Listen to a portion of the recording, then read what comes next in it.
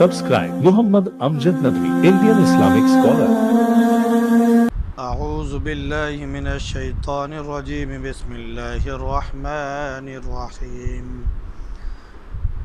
ولقد ضربنا للناس في هذا القرآن من كل مثل ولئن جئتهم بآية ليقولن الذين كفروا إن أنتم إلا مبطلون كذلك يطبع الله على قلوب الذين لا يعلمون فاصبر إن وعد الله حق ولا يستخفنك الذين لا يوقنون.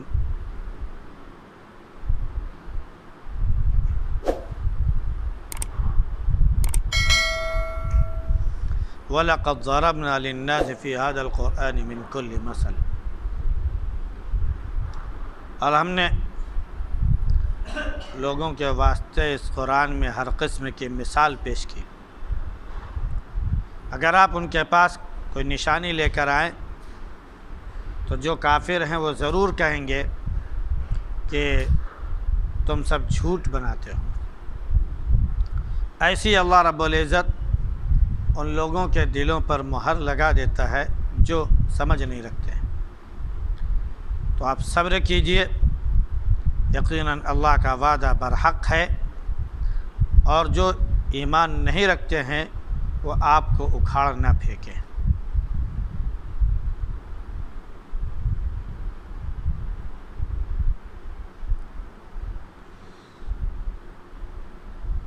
گزشتہ آیات میں تقریباً 1-2 رکوع سے پورا سلسلہ اللہ کی نشانیوں کے ذکر کا چل رہا تھا. ہواؤں کا چلنا، کھیتیوں کا پکنا، بارش کا ہونا وغیرہ وغیرہ. پھر انسان کی تخلیق کیسے کیسے ہوئی، اور پھر قیامت میں وہ کیسے اٹھایا جائے گا اور کیسے دوبارہ اس کی تخلیق ہو جائے گی. یہ ساری چیزوں کا ذکر گزشتہ آیات میں ہوا، اور یہ مثالیں اللہ رب العزت لوگوں کو اس لیے دیتا ہے تاکہ وہ اس کو سمجھ جائیں. قرآن کریم میں ہر طرح کی مثال گویا موجود ہے، اور وہ اسی لیے ہے کہ مثال کے ذریعے انسان جلدی سمجھتا ہے. چھوٹا بچہ ہو یا بڑا آدمی ہو، جو بھی ہو، اگر اس کے سامنے کوئی مثال دی جائے تو اسے بہت اچھی طرح سے سمجھ لیتا ہے، اور اگر مثال نہ ہو تو پھر وہ اس کو سمجھ نہیں پاتا ہے. مثال کے طور پر کوئی ایک ایسا پھل یا کوئی ایسی چیز جس کو انسان جانتا ہی نہ ہو، نہ کبھی دیکھا ہو، نہ کبھی سنا ہو، نہ کبھی اس کے بارے میں اس نے پڑھا لکھا ہو، کچھ نہیں. اب اس کے سامنے کوئی چیز مثال کے طور پر پیش کی جائے تو مثال تو دیکھے گا لیکن چیز سمجھ میں نہیں آئے گی. ایسے ہی اگر اس کے برعکس اس نے کوئی چیز دیکھ رکھی ہے اور پھر اس کی مثال دی جائے تو اس کی سمجھ میں بات آ جاتی ہے. تو مثال کے ذریعے کوئی بھی چیز بہت کھل کر سمجھ میں آ جاتی ہے. تو اللہ رب العزت نے ہر قسم کی مثال اور نمونہ کہہ لیجئے قرآن میں رکھ دیا ہے تاکہ لوگ اس کو سمجھ جائیں، لیکن نہ سمجھ لوگ نہیں سمجھ پاتے ہیں. فرمایا کہ اگر آپ، یعنی نبی کو خطاب کر کے کہا جا رہا ہے کہ اگر آپ ان کے پاس کوئی نشانی لے کر آئیں تو بھی یہ کافر لوگ کہیں گے کہ آپ لوگ جھوٹ کہتے ہیں اور آپ لوگ باطل بات بنا کر، جھوٹ بات بنا کر پیش کرتے ہیں. یہ کون لوگ ہیں؟ جو اللہ کے ذات پر یقین نہیں رکھتے، جو مانتے نہیں. لیکن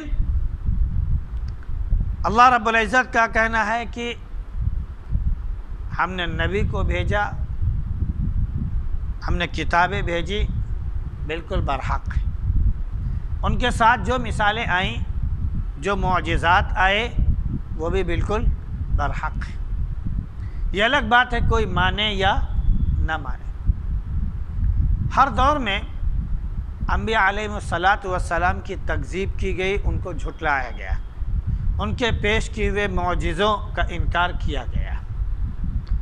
حضرت صالح علیہ السلام سے لوگوں نے مطالبہ کیا کہ اگر آپ نبی ہیں تو آپ جو ہے اللہ سے دعا کیجئے کہ یہ سامنے جو پہاڑ نظر آ رہا ہے اس سے ایک اٹھنی نکلے اور اس کے بعد اس کے بچہ بھی ہو۔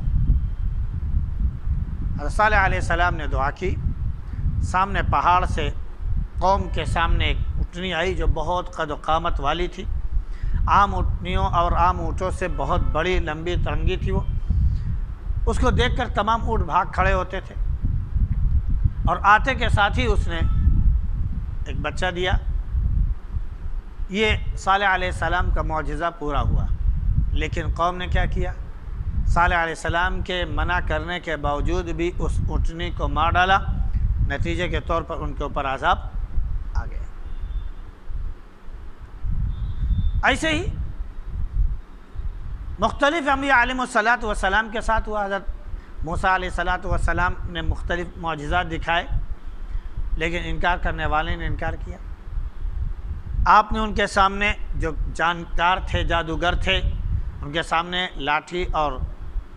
لاٹھی کا معجزہ دکھایا جو سانپ اور اژدہا بن گیا۔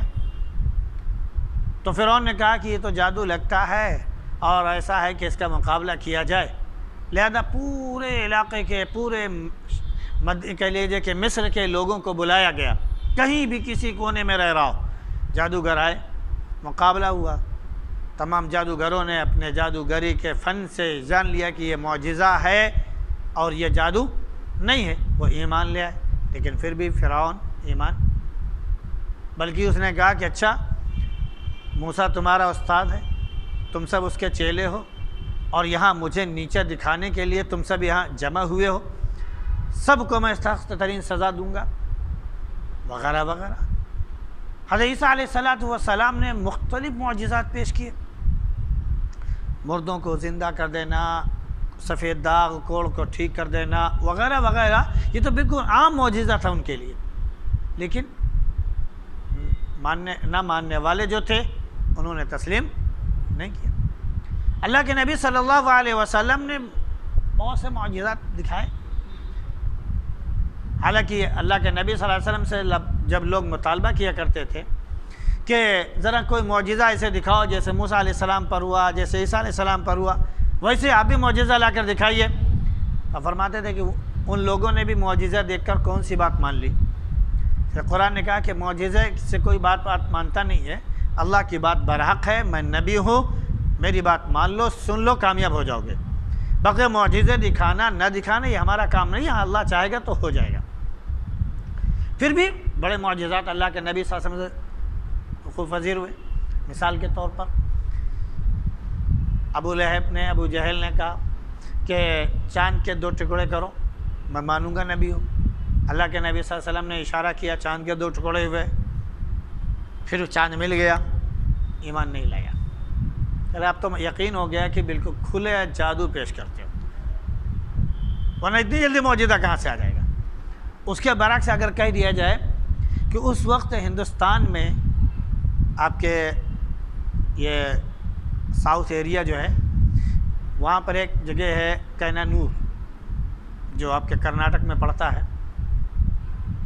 وہاں کا ایک بادشاہ تھا، وہ رات کو سمندر کے کنارے اپنے محل پر جو ہے نظارہ کر رہا تھا، اس نے دیکھا کہ چاند کے 2 ٹکڑے ہوئے اور اس کے بعد وہ مل گیا۔ اس کے سمجھ میں بات نہیں آئی کہ کہاں سے ہوا۔ اس نے کہا اس کی تحقیق کی جائے، یہ کیسے ہوا۔ تو تحقیق کرتے کرتے معلوم ہوا کہ عرب میں کوئی نبی آیا ہے، اس کے اشارے سے یہ ہوا ہے۔ تو انہوں نے کہا کہ مجھے چلنا چاہیے، اسے دیکھنا چاہیے۔ تاریخ اس کے بارے میں تھوڑا سا جیسے بھی بیان کرے، لیکن بتایا جاتا ہے کہ وہ ایمان لے آیا، اور ایمان لے آ کر واپس آ رہا تھا کہ راستے میں اس کا انتقال ہو گیا۔ تاریخ ہندوستان کی یہ بتاتی ہے۔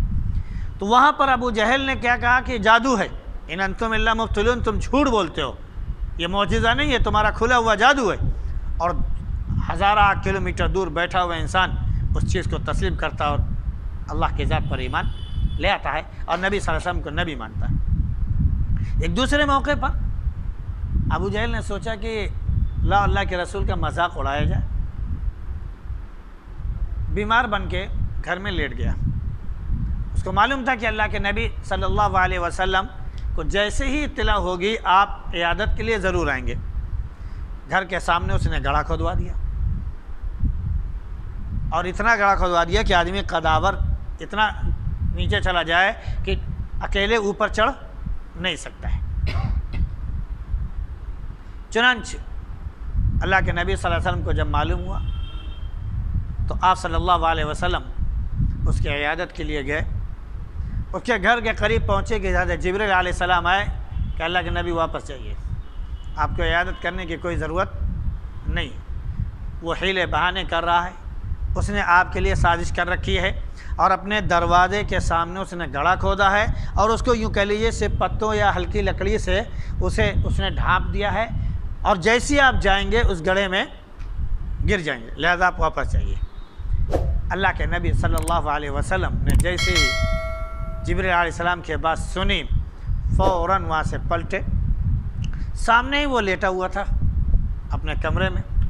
देखा कि अल्लाह के नबी सल्लल्लाहु अलैहि वसल्लम आए और आके अब जा रहे हैं तो उसकी समझ में नहीं आया कि आखिर हुआ क्या। सारी बीमारी हमारी धरी की धरी रह गई। ए मोहम्मद कहता हुआ तेज़ी के साथ निकला और उसी गड्ढे में गिर गया। हमारे यहाँ मसल मशहूर है, जो दूसरों के लिए गड्ढा खोदता है वो उसमें खुद गिरता है। ये अरब में उस वक्त से शुरू हुआ।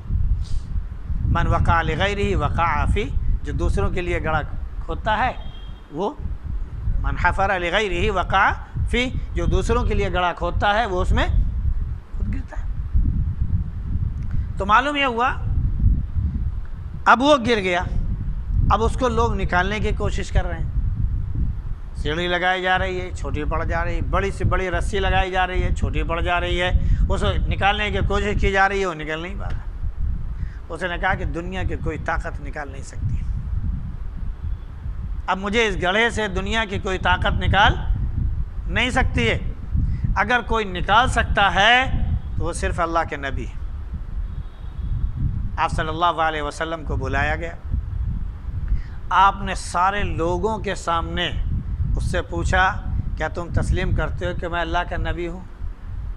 कहा मुझे निकाल लो, मैं यकीन करता हूँ, मैं ईमान ले आऊँगा कि आप अल्लाह के नबी हैं। आपने हर बात उससे मनवाई जब वो गड्ढे में था, जहाँ पर सारी रस्सियाँ छोटी पड़ गईं, बड़ी से बड़ी रस्सी।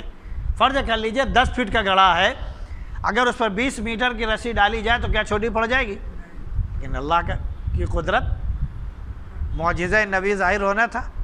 बड़ी से बड़ी रस्सी भी छोटी पड़ रही, बड़ी से बड़ी सीढ़ी भी छोटी पड़ रही है। अल्लाह के नबी सल्लल्लाहु अलैहि वसल्लम ने हाथ उस ऐसे बढ़ाया, कहा जाओ, उसको बाहर खींच लिया। बाहर आने के बाद कहा अब ईमान ले आओ, तो कह रहा अब तो पक्का यकीन हो गया कि झूठ बोलते हो, जादू पेश करते हो। तो इन अंतुम इल्ला मुब्तिलून, नबी मौजिज़ा दिखा दे तब भी ये बातिल परस्त कहेंगे तुम झूठ बोलते हो, यकीन ही नहीं लाएंगे। तो अल्लाह ने फरमाया कि ये वो लोग हैं जिनके दिलों पर अल्लाह ने उनके कुफ्र की वजह से महर लगा दी कि अब हक बात इनके हलक तरह उतर नहीं सकती, इनके दिल में हक बात पहुंच नहीं सकती, इनका दिमाग हक बात सोच नहीं समझ नहीं सकता है।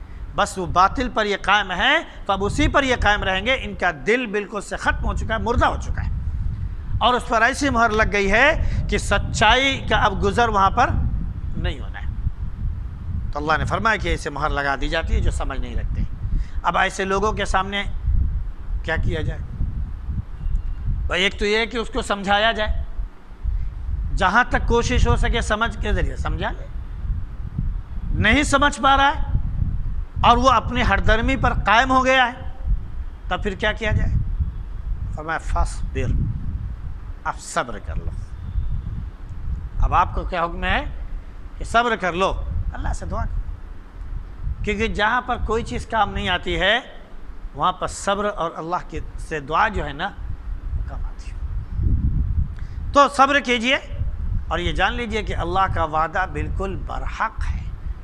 اللہ نے جو وعدہ کیا ہے، چاہے وہ دنیاوی اعتبار سے ہو چاہے وہ اخروی اعتبار سے ہو، وہ وعدہ بالکل برحق ہے اور پورا ہو کر رہے گا، کوئی اسے ختم نہیں کر سکتا ہے۔